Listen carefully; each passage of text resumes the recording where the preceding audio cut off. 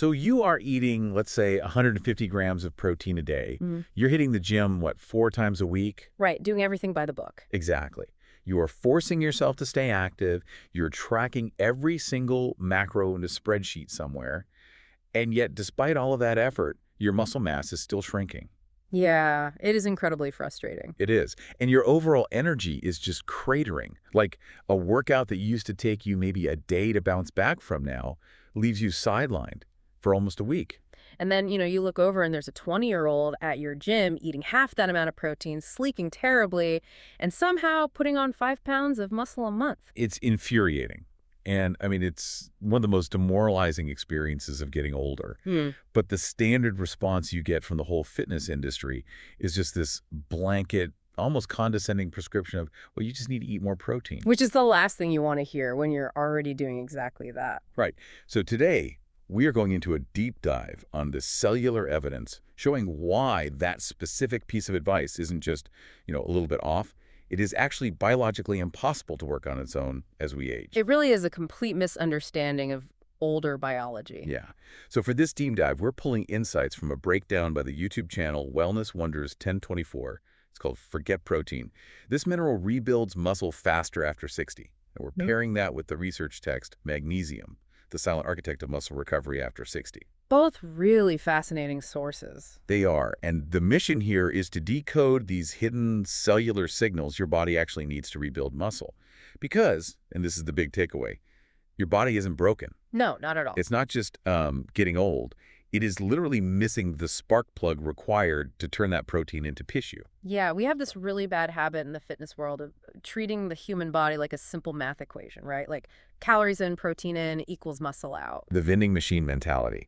Exactly, a vending machine. But when you look at the research on aging bodies, the baseline cellular environment has completely shifted. I mean, you cannot apply a 20-year-old's math to a 60-year-old's biology and just expect the same result. The physiological landscape is fundamentally different. Okay, so walk me through that landscape, because the giant elephant in the room is this absolute obsession with protein. We constantly hear that losing muscle after 60 is just a failure to eat enough chicken breast. What is functionally wrong with that assumption? Well, the underlying assumption there is that your digestive system and your cells at, say, 65 process a piece of chicken the exact same way they did at 25. Right, which they don't. They absolutely do not. There's a profound systemic shift taking place. First, you have to look at the hormones. Testosterone and growth hormone are your primary chemical messengers, right? They circulate through your blood, telling your tissues to repair and expand. And those just drop off as we get older. Yeah, they naturally decline over the decades. So the physical instruction manual for growth is just fading away. So the body isn't even receiving the order to build in the first place. It's receiving a whisper instead of a shout. And then inside your cells, you have your mitochondria, which are the cellular power plants. Right, the powerhouse of the cell. Exactly, going back to high school biology. But mitochondrial function naturally slows down over time. They become less efficient at producing energy, and more importantly, they lose their resilience to physical stress. What does that mean for a workout? Well, when you lift a weight, you are literally creating micro tears in the muscle fiber. Repairing those tears requires massive, immediate amounts of cellular energy. I got to push back on this a bit, though. Yep. I mean, I look at the 20-year-olds at the gym drinking their whey protein isolate, and it is visibly working for them. The protein builds the muscle. So why does that exact same biological mechanism become functionally useless for someone older? Think about what that 20-year-old has that you don't. He has an intact, highly aggressive cellular foundation. His hormones are raging and his mitochondria are just firing on all cylinders. Oh, I see. So he has the energy to use it? Yes. He has the cellular energy required to actually take that whey protein, break it down into amino acids, and reassemble it into new muscle tissue. Think of it like a construction site. Protein is just the raw material. It is the lumber. Okay, that makes sense. The protein isn't the builder, it's just the wood. Exactly. In your 20s, your hormones and mitochondria are the workers and the foremen. You have hundreds of workers ready to take that lumber and build a house. Right. But at 65, the workers are on strike and the foreman has gone home. You can back up a dump truck and drop 1,000 pounds of premium lumber, say 100 grams of protein a day, onto that site. But nothing happens to it. Right. Without the active workforce and the cellular energy to process it, no house gets built. The lumber just sits there. So, okay, if the cellular engine is slowing down and energy is scarce, What does the body actually do with all that unused potential? I mean, what happens to the person religiously tracking their macros while the lumber just, like, piles up? Well, the body is, above all else, an incredibly intelligent survival machine. Its primary goal in life is not to give you large biceps or a toned back. Unfortunately. Right. Its goal is to keep your vital organs functioning. Muscle tissue is highly metabolically expensive to maintain. It takes a lot of calories and energy just to keep it alive. So it's a drain on resources. Exactly.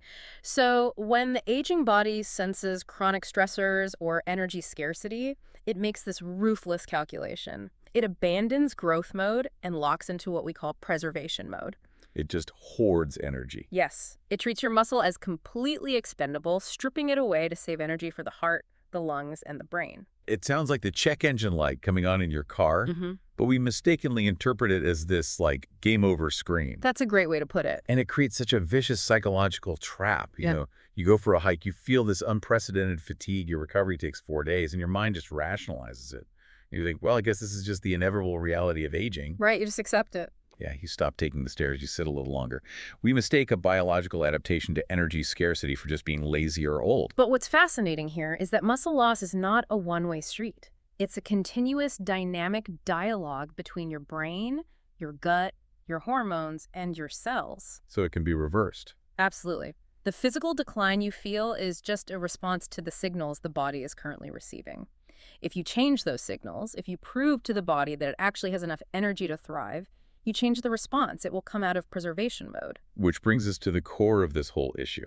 If the construction site is shut down because of a lack of cellular energy, how do we introduce something that gets the power flowing again? This is where the research points to a very specific, unassuming element, magnesium. The silent architect. Exactly. Magnesium is involved in over 300 different enzymatic reactions in the human body, but its absolute most critical role, the hinge upon which all of human energy basically swings, is its relationship with ATP, or adenosine triphosphate. Let's talk about ATP, because this is where the standard fitness advice just completely ignores biology. Yeah, ATP is the fundamental currency of life. Every single time you move, blink, or lift a grocery bag, your cells use ATP to do it. But here's the biological catch that most people don't know. ATP cannot function on its own. It is a highly unstable molecule. Why is it unstable? Well, the T and P stand for triphosphate. It has 3 phosphate groups, and all 3 of them are negatively charged. Because they have the same charge, they violently repel each other. Oh, wow. Yeah, it's just like holding the 2 negative ends of a magnet together. Here's where it gets really interesting, because the energy molecule basically wants to tear itself apart. Constantly. For the cell to actually use ATP as energy without it breaking apart prematurely, something has to stabilize those repelling forces. And that's the magnesium. That stabilizer is magnesium. It binds to the ATP molecule and neutralizes that negative charge. So the biologically active form of energy in your body is not actually ATP, it is MgATP, magnesium ATP. Okay, so it's the bouncer at the muscle club. Like, without it, ATP, the VIP guest can't get in. Or it's like having a high-voltage power line right outside your house.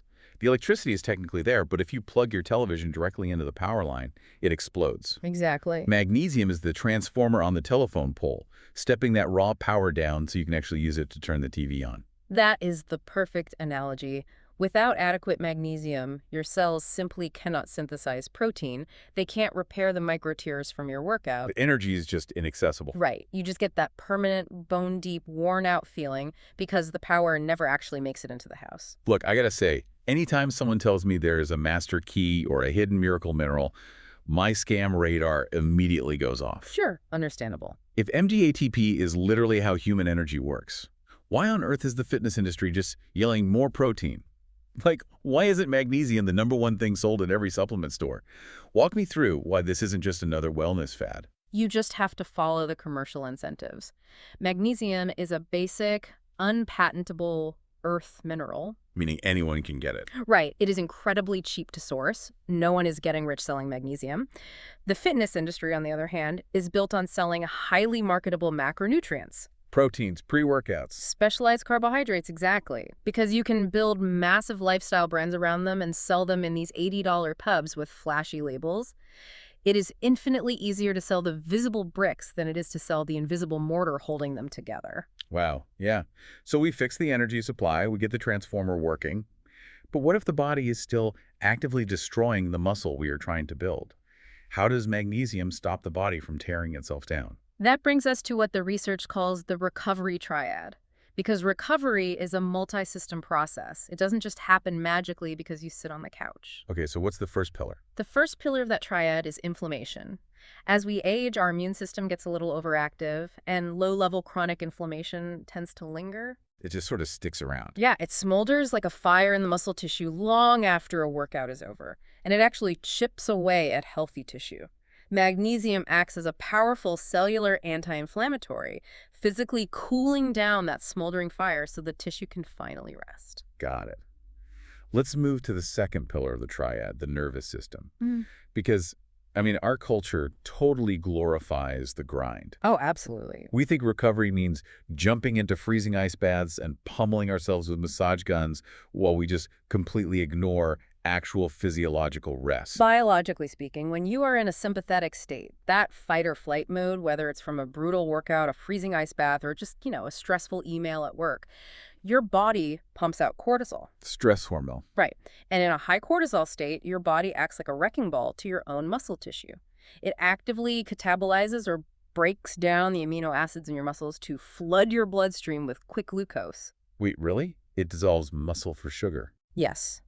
From an evolutionary standpoint, if you are stressed, the body assumes a predator is chasing you. Oh, wow. Having a bigger chest doesn't help you survive a tiger attack. Having immediate sugar in your blood to run away fast does.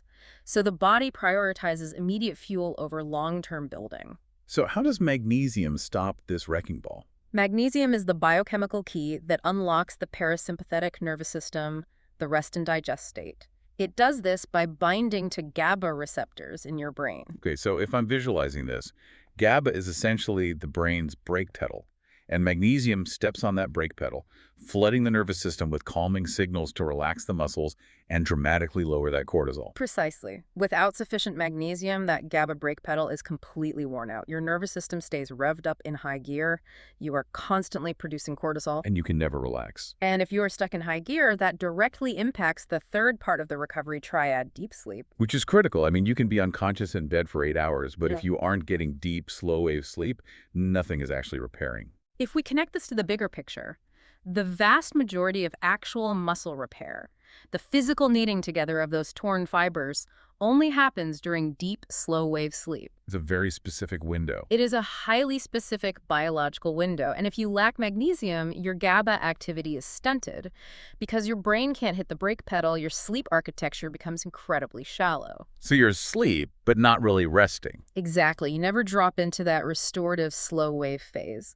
Muscle repair becomes biologically impossible no matter how perfect your macro spreadsheet is. Okay, let's unpack this. I have to ask, though, because there is a listener right now who is thinking, I eat a perfectly balanced diet. I buy expensive organic vegetables, I cook at home, I eat pumpkin seeds and spinach. How can I possibly be lacking this master key? It is the tragedy of our modern environment. It's what we call the depletion dilemma. That's not their fault. No, the primary culprit is completely external to your diet. It is modern industrial farming practices. Following the agricultural revolution, we shifted globally to NPK fertilizers, nitrogen, phosphorus, and potassium. Explain the mechanism there. A spinach leaf is the spinach leaf, right? Yeah. If I buy organic spinach, shouldn't it have the same nutrients it did 100 years ago? Not exactly. NPK fertilizers are designed for one thing, and that's explosive yield. They make crops grow huge, and they make them grow incredibly fast. But they miss the nutrients. Exactly. Because the plants grow so rapidly, they don't sit in the soil long enough to pull up the trace minerals. Furthermore, decades of this kind of farming have bled the topsoil dry of its natural mineral content. Oh, I see. The plant looks big and green, but it is basically a nutrient-empty shell. The spinach or pumpkin seeds you eat today physically lack the magnesium density they had 60 years ago. So even with a pristine whole food diet, you are operating at a deficit from the very first bite. On top of that, you have to add heavily processed foods to the mix, which strip out whatever minimal minerals were left during refinement. Right, of course. Then factor in chronic psychological stress. When you are stressed, your kidneys actually actively excrete magnesium into your urine. Your body burns through its own reserves, trying to keep your nervous system calm. It dumps it. Yeah. And on top of all of that, many common medications prescribed to older adults, like diuretics for blood pressure or acid reflux medications, physically block magnesium absorption in the gut. Man, it really is a perfect storm. You can be doing everything right, eating the salads, taking the prescriptions, hitting the gym, and still be completely starving at a cellular level. Hmm. It's exactly like blaming an old smartphone for being slow and broken, when in reality, you were just trying to charge it with a broken charging cable. That's a great way to look at it. The machine inside is fine, it is just not receiving the power. So what are the warning signs? What does a severed power cord look like? The textbook symptoms of that severed power cord are almost universal across the aging population.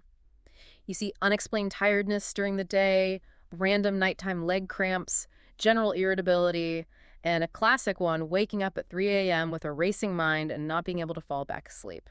And they get falsely brushed off by everyone, even doctors sometimes, as just getting old. All the time. Think about how empowering it is to realize you might just be depleted, not permanently declining. By fixing the factory first, providing the magnesium, the cellular mortar, the energy transformer, before you bring in the raw materials like protein, your body can trust itself again. Real strength can actually return. It completely restores your personal agency. You aren't powerless against the clock. Biology wants to heal, you know? It naturally gravitates toward homeostasis. You just have to give it the raw tools it evolved to use. As we wrap up this deep dive, I want to leave you with a final thought to mull over. We started out talking about how frustrating it is when you track every macro, hit the gym, and still lose muscle because your cells are starved of the invisible minerals they need to function.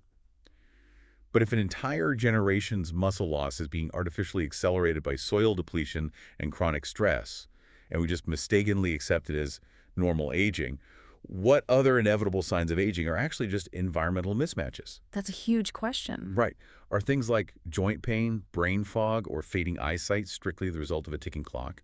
Or are they also hidden nutritional blind spots created by modern industrial living, just waiting for the right mineral or environmental correction to be solved?